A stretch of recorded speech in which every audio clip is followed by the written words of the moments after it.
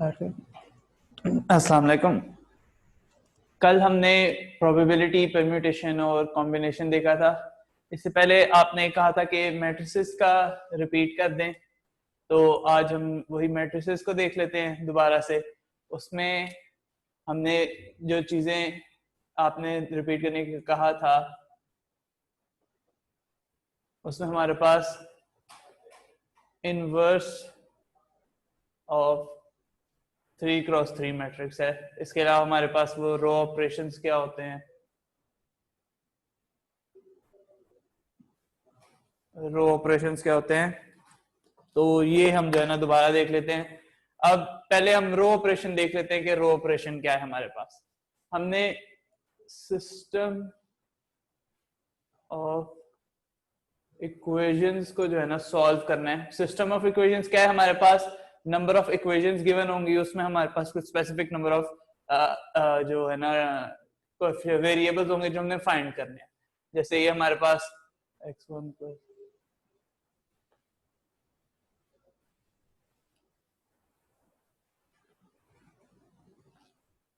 अब ये हमारे पास दो इक्वेशंस गिवन है और इसमें हमारे पास x1 और x2 दो अननोन्स हैं।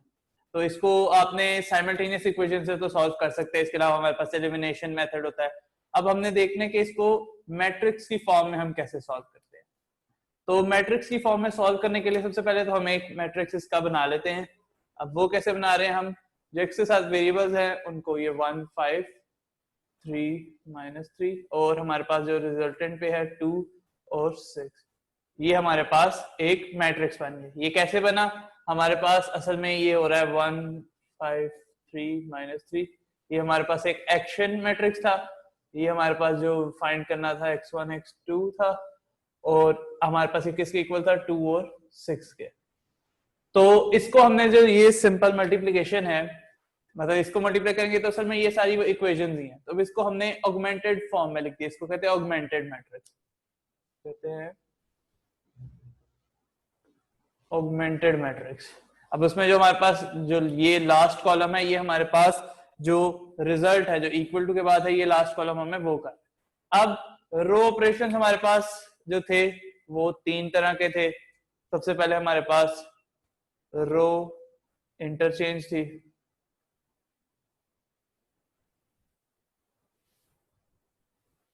सेकंड हमारे पास इसमें रो एडिशन या सब्ट्रैक्शन, और लास्ट हमारे पास स्केलर मल्टीप्लिकेशन और डिवीजन। ये तीन हमारे पास बेसिक रो ऑपरेशन थे। अब रो इंटरचेंज का क्या मतलब है कि हमने अब ये जो एक रो है, ये हमारे पास एक रो है, अब हमने क्योंकि हमारा जो बेसिक काम है हम कर क्या रहे हैं, हमने इसको एचलॉन फॉर्म में लेके जाना है या रिड्यूस एचलॉन में लेके जाना है। अब एचलॉन फॉर्म क्या है या रिड्यूस एचलॉन फॉर्म क्या है हमारे पास, इस मैट्रिक्स में जो हमारे पास फर्स्ट नॉन जीरो वैल्यू है जिसको हम लीडिंग एंट्री कहते हैं, उसके नीचे हमारे पास सारे नंबर जीरो। मतलब कि अगर ये हम ये वाला मैट्रिक्स देख रहे हैं तो ये पहली इस रो की लीडिंग एंट्री है, इसके नीचे हमारे पास यहाँ पर ये जीरो आ जाए। इसी तरह हम सेकंड रो में आए तो उसकी अब लीडिंग एंट्री हमारे पास ये होगी क्योंकि ये जीरो हो गया होगा। अब इसके नीचे कुछ है नहीं तो ये हमारे पास एचलॉन फॉर्म में। रिड्यूस एचलॉन में हम क्या कह रहे हैं कि लीडिंग एंट्री हमारे पास हमेशा 1 हो, जैसे अब इसके पे तो 1 थी, अब जब हम इधर आएंगे तो इस -3 को भी हम 1 में चेंज करेंगे और इसके ऊपर नीचे दोनों साइड्स पे हमारे पास जीरोस हो।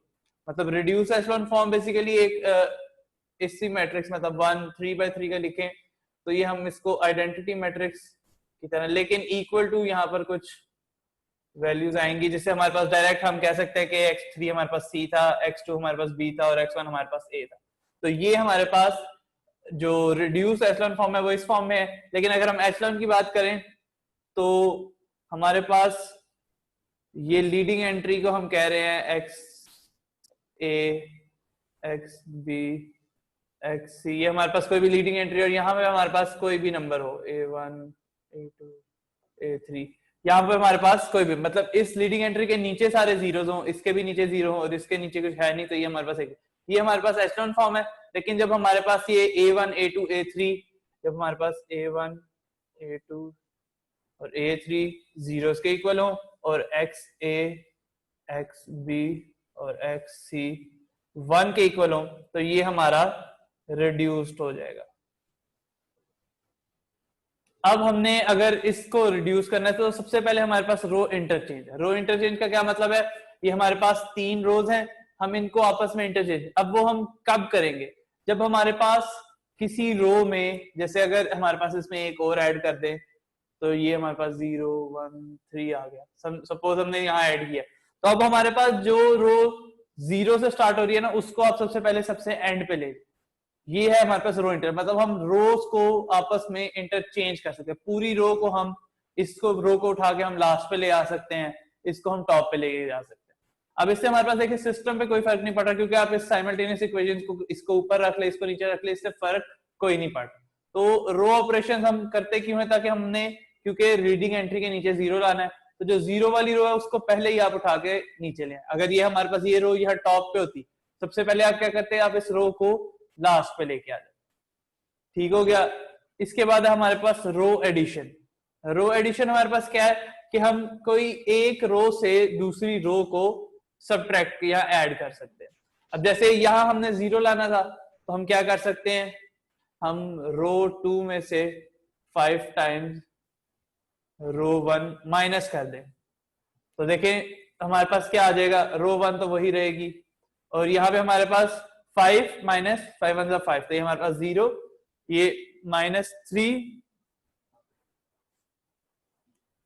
चेंज कर, ये हमारे पास -3 माइनस 5 3 15, -3 माइनस 15, ये हमारे पास -18 आ गया।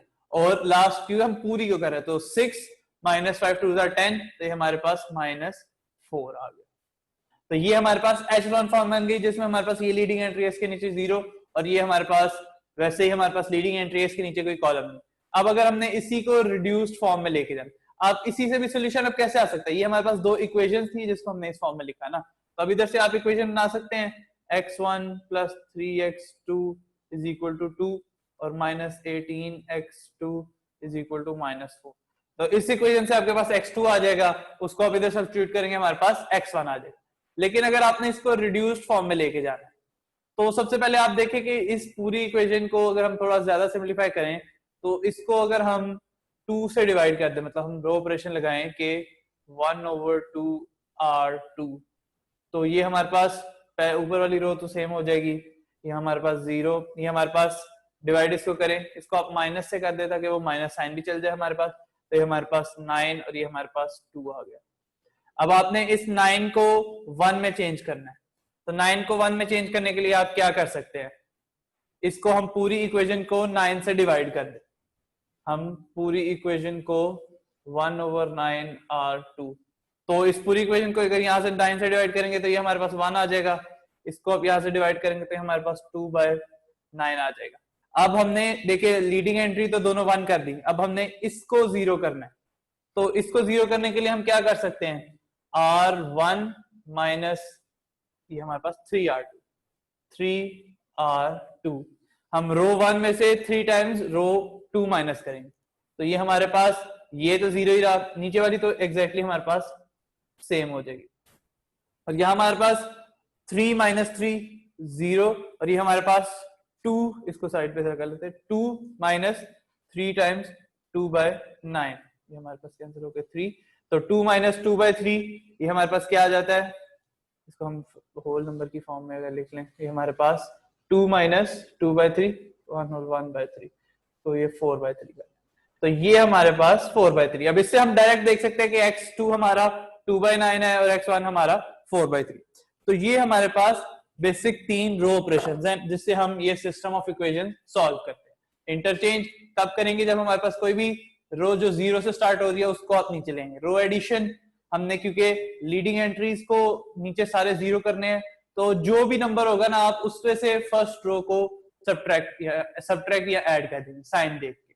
उसके बाद हमारे पास स्केलर मल्टीप्लिकेशन या डिवीजन के, अगर कोई भी, अब इसको जैसे हमने 1 करना था तो इस पूरी इक्वेशन को हम -18 से डिवाइड कर देते, तो हमारे पास यही आ जाता। मतलब 1 करने के लिए अब हम डिवीजन करें, मल्टीप्लाई करना होता तो वो भी ऐसे ही हम करते हैं कि अगर हमने कोई भी इक्वेशन को मल्टीप्लाई करना है, ये बेसिकली मल्टीप्लीकेशन ही है लेकिन डिवीजन की फॉर्म में 1/4 हम वो स्केलर ले। तो ये हमारे पास रो ऑपरेशन थे। इसके अलावा अब हमने देखना है कि इनवर्स ऑफ 3/3 मैट्रिक्स क्या है।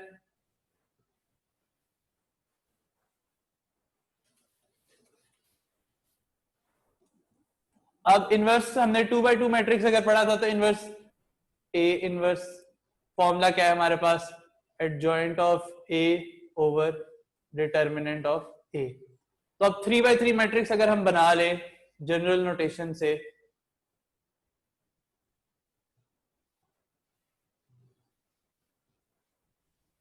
ये हमारे पास 1 1 1 2 1 2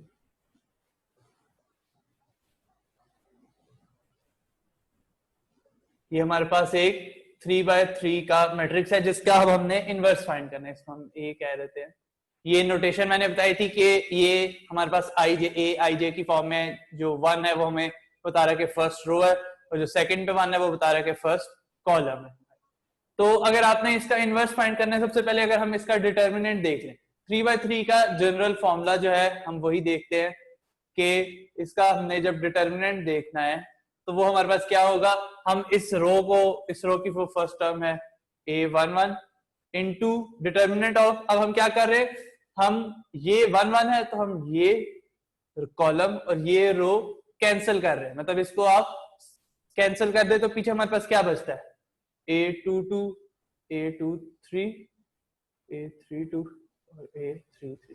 तो इसका आप 2/2 वाला जो डिटर्मिनेंट का फॉर्मूला उससे इसका डिटर्मिनेंट निकाल माइनस, अब सेकंड में हमारे पास माइनस का साइन है a12 आ जाएगा, इसके साथ भी हम वही काम करेंगे।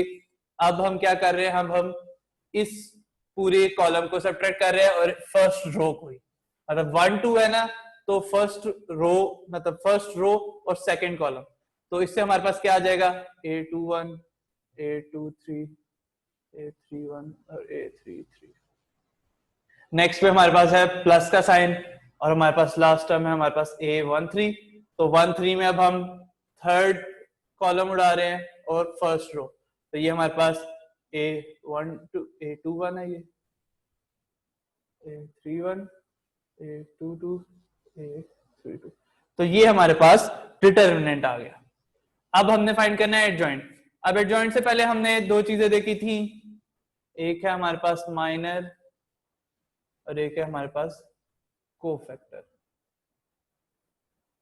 माइनर हमारे पास हम उसको MIJ से कर रहे हैं, माइनर हमारा असल में ये जो हम कर रहे थे कि ये 1 3 है तो हमने फर्स्ट रो और सेकंड कॉलम को उड़ा के जो ये टर्म लिख दी थी, ये बेसिकली हमारा माइनर है, माइनर हमारा ये टर्म है, इसको हम माइनर कह रहे हैं।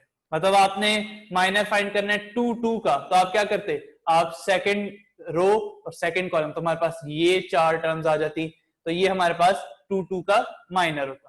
अब कोफैक्टर हमारे पास क्या है, कोफैक्टर है हमारे पास, इसको हम कैपिटल AIJ से रिप्रेजेंट कर रहे हैं, और ये हमारे पास है -1 की power I plus J into minor IJ। इसका मतलब क्या है, हमारे पास यहां पर भी हम बेसिकली कोफैक्टर्स, पहली रो के कोफैक्टर्स ही ऐड कर रहे हैं।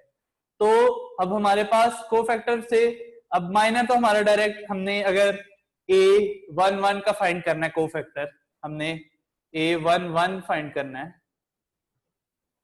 तो -1 की पावर I हमारे इस केस में 1 है, J हमारे इस केस में 1 है, तो वो हमारे पास -1 की पावर 2 पॉजिटिव 1 होता है। और कोफैक्टर ऑफ 1 1 क्या होगा, ये रो और ये कॉलम हम कैंसिल कर देंगे, तो हमारे पास ये a22 a23 a32 और a33, तो ये हमारे पास, इसको आप डिटर्मिनेंट लेके इसमें मल्टीप्लाई करेंगे तो ये हमारे पास कोफैक्टर ऑफ a11 आ गया। अब इसकी जरूरत क्या है, हमें कोफैक्टर अब यूज करके अब हमें इनवर्स के लिए जो दूसरी चीज चाहिए थी वो थी हमारे पास एडजॉइंट, तो इधर ही लिख देते हैं, हमें चाहिए था एडजॉइंट। तो एडजॉइंट क्या है हमारे पास, ये मिटाना,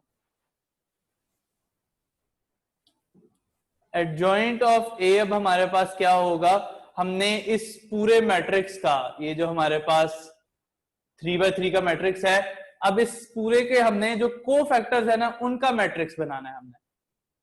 जैसे अब ये हमारे पास A11, A12, A13, सिमिलरली हमारे पास A21, A31,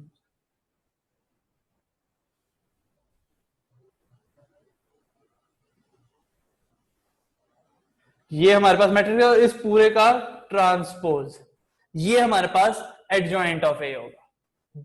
अब ये हमने देखा है कि कैपिटल ए हमारे पास क्या है, -1 की power i plus j into minor of i जे।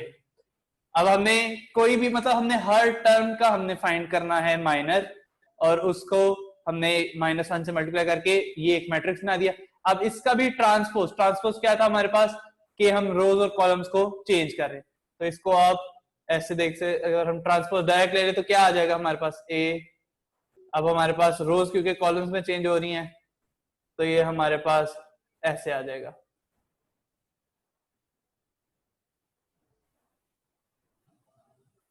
इसको हम इधर लेके आ रहे हैं 2 2 2 3 2 3 3 1। तो ये हमारे पास बेसिकली एडजॉइंट ऑफ ए आ गया। अब इनवर्स के लिए ये एडजॉइंट ऑफ ए है, डिवाइडेड बाय इसका डिटर्मिनेंट से हम पूरे इसको मैट्रिक्स को डिवाइड करेंगे तो हमारे पास 3/3 का इनवर्स आ जाएगा। तो ये थी हमारे पास जो मैट्रिसेस के इनवर्स कैसे निकालते हैं और रो ऑपरेशंस क्या है। अब जो हम कल पढ़ रहे थे उसको देख लेते हैं एक दफा।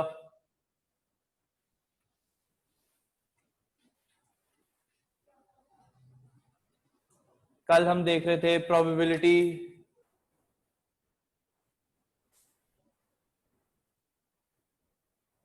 परम्यूटेशन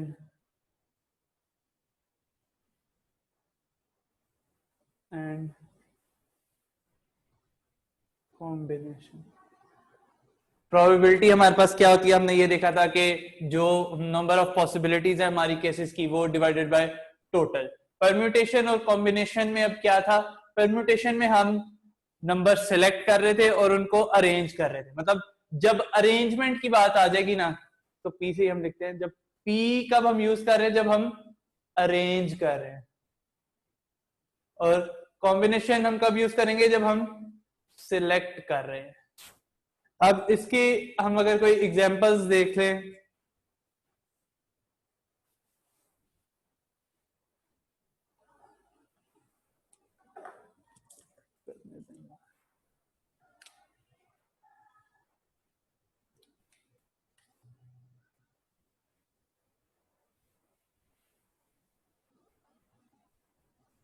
तो परम्यूटेशन और कॉम्बिनेशन कब हमारे पास सिलेक्ट होता है। अब ये हमने कल भी एक क्वेश्चन किया था। अब इसमें हमारे पास एक फैक्टोरियल भी था, एन फैक्टोरियल। बेसिकली इनके फॉर्मूले हमने देखे थे, वो उसमें एन फैक्टोरियल ही यूज हो रहा। अब अगर हमने ये एग्जांपल अगर हम देख लें तो हमारे पास ये ए बी सी डी, ये हमारे पास ई भी कर। अगर हमने इन पांचों को डिफरेंट ऑर्डर में अरेंज करना है, इन पांचों को कि हम कितने डिफरेंट ऑर्डर्स है, तो आप ये कह रहे ऑर्डर को छोड़े, आप कह रहे कि इन पांचों को यूज करके हम कितने डिफरेंट अल्फाबेट्स मतलब लेटर्स बना सकते हैं, वर्ड बना सकते हैं इन पांचों को यूज करके। जरूरी नहीं है उनकी सेंस बने, लेकिन इन पांचों को हम यूज करके कितने वर्ड्स बना सकते हैं। अब हमने क्या करना है, इन पांचों को ऑर्डर डिफरेंट ऑर्डर्स में देखना है। अब देखिए वर्ड में तो ए बी भी एक वर्ड होगा और बी एक डिफरेंट वर्ड होगा, तो अब इसमें हमारे पास ये सीक्वेंस मैटर नहीं कर रहा। तो अब इसमें हम अगर देखने के कितने डिफरेंट हम वर्ड्स बना सकते हैं, तो इसमें हम यूज तो 5p5 ही कर रहे हैं। अब ऑब्वियसली अब जब हम फॉर्मूला देखें तो ये हमारे पास 5 फैक्टोरियल के ही इक्वल होता है, तो इसको अब डायरेक्ट 5 फैक्टोरियल। जब हमारे पास सारे केसेस हमने यूज करने हैं तो p को यूज करने, p हो ही रहा है यूज, लेकिन उसको आप डायरेक्ट फैक्टोरियल की फॉर्म में ही लिख दें तो वो हमारे पास इसके कितने केसेस हो जाएंगे, हमारे पास 5 फैक्टोरियल हो जाएंगे। अब अगर वो हमें कह रहा है कि इसमें से हमने कितने डिफरेंट 4 लेटर वर्ड्स बना सकते हैं, इसमें हम सिंपल कह रहे हैं कि वर्ड्स बनाने हैं 5 लेटर। तो सारे हो गए। अब वो कह रहा है कि कितने हम वर्ड्स बना सकते हैं, 4 letter words, different 4 letter words हम कितने बना सकते हैं। अब उसमें हमारे पास इन पांचों में से सिलेक्ट करना है और 4 सिलेक्ट करना है। तो ये अब हमारे पास इस केस में ये 5p4 हो जाएगा कि हम इसमें से 4 सिलेक्ट करें और फिर उनको अरेंज करें। तो इस केस में अब हमारे पास 5p4। इसी तरह अगर वो 2 का कहेगा तो 5p2 हो जाएगा। तो ये वो केस है जब हम परम्यूटेशन यूज करते हैं। अब एक अगर हम और एग्जांपल देख लें, तो अब क्लास में हमारे पास 10 स्टूडेंट्स हैं, हमने उनको एक लाइन में अरेंज करना है। अब कितने पॉसिबिलिटीज हैं कि हम उनको किस तरह, मतलब हमने ये समझे 10 स्टूडेंट्स हैं और उसमें से हमने 2 को सिलेक्ट करना है और उनका आपस में मैच करवाना, मतलब हमने 2 स्टूडेंट्स को, हर 2 स्टूडेंट्स का हमने मैच करवाना। तो अब आप क्या करेंगे, वो 2 स्टूडेंट्स सिलेक्ट करेंगे और उनको आपस में, अब देखें हमने जो 2 स्टूडेंट सिलेक्ट करने हैं उनका मैच करवाना है। अब हम पहले ए सिलेक्ट करें बाद में बी सिलेक्ट करें तो उनका मैच, अब हम पहले बी सिलेक्ट करें फिर तो उनका मैच तो सिर्फ एक ही होगा। उस केस में हम ये नहीं देख रहे कि हमने पहले बी सिलेक्ट किया फिर ए सिलेक्ट किया है। अब इसमें हमारे पास ऑर्डर मैटर कर रहा है कि ए का मैच बी से हो रहा है, मतलब बी का मैच ए से हो रहा है, ये हमारे पास ए की कंडीशन है, ऐसे ही है ना। तो अब इसमें हम कॉम्बिनेशन यूज करेंगे कि हम 10 में से 2 स्टूडेंट्स सिलेक्ट करने हैं और वो 2 का अब ऑर्डर मैटर नहीं कर रहा, मतलब ऑर्डर मैटर कर रहा है कि बी का मैच ए से, ए का मैच बी से, ये दोनों एक ही बात है। तो अब इसको हम ऐसे लिखें। तो अगर हम इसको फैक्टोरियल की फॉर्म में लिखना चाहें कि हमने 10 में से 2 सिलेक्ट करने हैं, या फैक्टोरियल इस केस में हमारे पास सिंपल कॉम्बिनेशन याद, तो यहां हम कॉम्बिनेशन यूज कर रहे हैं। इसका कोई क्वेश्चन बुक से अगर देख ले हम, तो अब हमारे पास यहां पर 4 स्टूडेंट्स हैं, उनके नाम हम कह लेते हैं ए बी सी डी। तो क्वेश्चन है A B C D are to give speeches in the class, teacher can arrange the order of the presentation in, मतलब इन चारों ने हमें स्पीचेस देनी है, तो अब इनका टीचर कितने डिफरेंट ऑर्डर सिलेक्ट कर सकती है। हमारे पास ऑप्शन है 4, 12, 256, 24। तो अब हमने इसमें क्या यूज कर रहे हैं, अब इसमें ऑर्डर मैटर कर रहा है कि अब पहले बी जाएगा फिर ए जाएगा। अब ये हमारे पास डिफरेंट केस है, तो अब इसमें हम परम्यूटेशन यूज कर रहे हैं। तो परम्यूटेशन क्योंकि अब हम चारों सिलेक्ट कर रहे हैं तो हम ये सिंपल 4 फैक्टोरियल यूज करेंगे। 4 फैक्टोरियल का मतलब हमारे पास क्या है, 4 into 3 into 2 into 1 12 12 2 24। तो हमारे पास जो ऑप्शन है वो हमारे पास डी हो जाएगा कि 24 डिफरेंट वेज हैं जिन पे ये सिलेक्ट कर सकते हैं हम। अब इसके अलावा एक और क्वेश्चन देख लेते हैं।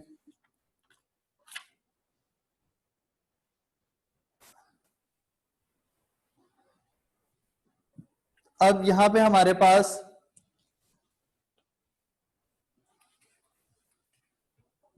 बुक्स हैं, हमारे पास 5 हमारे पास इंजीनियरिंग की बुक्स है, हमारे पास 4 मैथ्स की बुक्स है हमारे पास, और 2 केमिस्ट्री की बुक्स है हमारे पास। तो अब इनको कह रहे हैं कि हमने इनको रैंडमली प्लेस करना है। Find the probability that books of each kind are all together, हमने प्रोबेबिलिटी फाइंड करनी है कि ऑल काइंड्स की बुक हमारे पास टुगेदर हो। अब इसको हम कैसे कर सकते हैं, अब सबसे पहले तो हम टोटल केस देखते हैं कि हम इन 5 9 और 2 11, तो टोटल हमारे पास 11 बुक्स है, टोटल बुक्स हमारे पास 11 है। अब देखें प्रोबेबिलिटी है, तो प्रोबेबिलिटी में हमने पहले तो टोटल केस देखना है कि कितना हो सकता है, तो प्रोबेबिलिटी हम इसको एक्स कह देते हैं। तो टोटल तो हमारे पास आ गया 11 फैक्टोरियल। अब ये सारी बुक्स हमारे पास साथ साथ हो, तो अब वो केस हमारे पास क्या हो सकता है कि ये हमारे पास पहले 5 इंजीनियरिंग की बुक है, 4 मैथ की, फिर वो। अब ये हमारे पास 3 केस बन रहे हैं कि ये हमारे पास, इसको कह रहे हैं हम फर्स्ट है, ये सेकंड है, ये थर्ड है। तो अब हमने इनको आपस में शफल कर सकते हैं, मतलब कि हमारे पास इनको हम पहले केमिस्ट्री की बुक्स हो, फिर मैथ्स की, फिर इंजीनियरिंग की, या पहले मैथ्स की फिर केमिस्ट्री, तो ये हमारे पास 3 फैक्टोरियल वेज आ रहे हैं। लेकिन अब हमारे पास ये 5 इंजीनियरिंग की बुक्स हमारे पास 7 है, लेकिन अब ये 5 भी आपस में शफल हो सकती हैं, तो इनका हमारे पास 5 फैक्टोरियल, ये 4 भी हो सकती हैं 4 फैक्टोरियल, और ये 2 भी हो सकती हैं 2 फैक्टोरियल। तो पहला ये जो 3 फैक्टोरियल ये क्यों है कि हमने इनको बेसिकली हम 3p3 ही कर रहे हैं ना, यहाँ परम्यूटेशन ही यूज हो रही है, लेकिन क्योंकि हम सारे सिलेक्ट करके अरेंज कर रहे हैं तो इसको हम फैक्टोरियल की फॉर्म में लिख रहे हैं। तो 3p3 से क्या हो रहा है, हम ये पांचों इकट्ठी जो है इनको ऑर्डर चेंज कर रहे हैं। 5p5 का मतलब जो सिर्फ इंजीनियरिंग की बुक्स है उनका हम ऑर्डर चेंज कर, मतलब उन पांचों को, ये वो 5 बुक्स है, अब इनका ऑर्डर हम चेंज कर रहे हैं, ये हैं सारी साथ साथ, अब इनका ऑर्डर हम चेंज करते हैं, वो 5 फैक्टोरियल। सिमिलरली 4 और 2 हमारे पास केमिस्ट्री और मैथ के लिए, तो इसका आंसर हमारे पास 3 factorial 5 factorial 4 factorial 2 factorial divided by 11 factorial. तो ये हमारे पास इसका आंसर आ गया। स्पेसिफिक जो हमारे पास परम्यूटेशन और कॉम्बिनेशन के, मतलब जिसमें डायरेक्ट यूज नहीं हो रहे, जो ज्यादातर हमारे पास एमसीक्यूज होंगे उसमें हमारे पास जो आंसर है वो फैक्टोरियल की फॉर्म में ही ज्यादातर गिवन होगा, जिसपे कॉम्बिनेशन और वो फाइंड करने वाला। अब ये एक सिंपल सा क्वेश्चन है कि हमारे पास 6 पॉइंट सर्कल है, 6 पॉइंट्स हैं सर्कल पे, हमने फाइंड करना है कि हाउ मैनी ट्रायंगल्स हम बना सकते हैं। ऑप्शंस इसके हैं हमारे पास 6, 20, 15 और 12। तो अब हमारे पास एक सर्कल है, उस पे हमारे पास 6 पॉइंट्स हैं। अब वो पूछ रहा है कि हम कितने ट्रायंगल्स बना सकते हैं। तो अब ट्रायंगल्स का मतलब क्या है, हमने इन 6 पॉइंट्स में से डिफरेंट 3 पॉइंट्स चूज करने हैं। अब इसमें हम बताएं कि ऑर्डर, इसमें अब हम बताएं कि ऑर्डर हमारे पास क्या होगा, ऑर्डर मैटर करेगा कि नहीं। अब इसमें क्योंकि अब हमारे पास हमने सिलेक्ट करना है ट्रायंगल, अब ट्रायंगल के तीनों कोने कहीं पे भी हो सकते हैं, तो अब इसमें हमारे पास जो ऑर्डर है वो मैटर नहीं करना चाहिए, क्योंकि अब हमने ट्रायंगल बनानी है। तो अब वो हम 3 कोने कोई भी सिलेक्ट कर सकते हैं, हम ये कोने सिलेक्ट कर सकते हैं, हम ये कोने सिलेक्ट कर सकते हैं, मतलब हम अब इसमें हम कॉम्बिनेशन, क्यों, क्योंकि अब हमारे पास ऑर्डर मैटर नहीं कर रहा, 3 पॉइंट्स हैं, वो तीनों पॉइंट्स एक ही जैसे हैं, हम इनमें से कोई भी 3 पॉइंट सिलेक्ट कर सकते हैं। तो हमने 6C3 करना है, तो 6C3 हमारे पास, अगर हम वो फॉर्मूला देख लें तो ये हमारे पास 6C3 हमारे पास आंसर आ जाता है 12। तो हम 12 डिफरेंट वेज हैं जिन पे हम ये ट्रायंगल सिलेक्ट कर सकते हैं। अब इसमें अगर हम कोई एक और क्वेश्चन देख लें, तो लास्ट क्वेश्चन देख लेते हैं। इसमें हमें कह रहा है a lady gives a dinner party for 6 guest.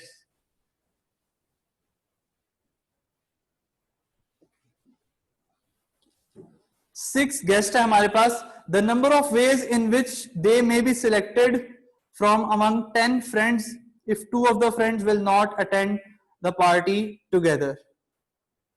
अब इसमें थोड़ा सा समझने वाली है कि हमारे पास हमने पार्टी देनी है 6 गेस्ट को, 6 गेस्ट को पार्टी देनी है, और हमारे पास सिलेक्ट करने हमने टोटल 10 में से, 10 में से हमने सिलेक्ट करने हैं। लेकिन अब कंडीशन क्या है कि from among 10 friends if 2 of the friends will not attend the party together, के जो 2 फ्रेंड्स हैं वो अटेंड नहीं कर सकते टुगेदर, नहीं कर सकते। तो अब इसमें मतलब हमारा क्या है कि हमने 10 में से 6 सिलेक्ट करने थे, लेकिन 2 ऐसे फ्रेंड्स हैं जो हमारे पास एक साथ ये पार्टी नहीं कर सकते। अब इसमें हमारे पास केसेस देख लें क्या बन रहे हैं। सिलेक्शन तो हम करेंगे और उनको अब हमने अरेंज भी कर लेना है, क्योंकि नंबर ऑफ वेज दे में भी, अब इसमें हाली सिलेक्शन की बात कर रहे हैं तो हम लगाएंगे कॉम्बिनेशन, लेकिन अब हमारे पास इसमें कॉम्बिनेशन यूज हो रहा है। लेकिन अब जो पहला केस है हमारे पास वो ऐसा हो सकता है कि जो दो फ्रेंड्स हैं वो दोनों ही ना आए।